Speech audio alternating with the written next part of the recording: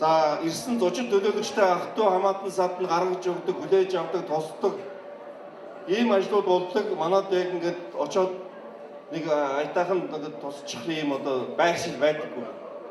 Тэгээ энэ ухтаг хаалгыг одоо бид нар байр зайлшгүй байх хэрэгтэй байна. За ер нь одоо монголчуудын хэлдэг үг байдаг шүү дээ, тийм. Өөдлөх айл өөднөөсөө гэдэг. За энэний хүрээнд бол ухтаг хаалганы цогцлборыг одоо барьж байгуулъя гэдгийг манай аймагт үйл ажиллагаа явуулж байгаа Хартарбта компанийн захирал Өмгөв сумын харьяад аж үйлдвэрийн гавьяат ажилтан Дармын Сурмажаа гэж одоо хүн 1.6 тэрбум төгрөгөөр энэхүү одоо ийм хаалгыг одоо бий болгож өгөө гэж одоо хандвар одоо амласан байж байгаа. За дараагаар нь одоо яг бид нар урд хаалгаа хийчихээр хой хаалга бас хойноос орж ирж байгаа буюу Оросын холбооны улстай бид нар замаар авт замаар холбогддог.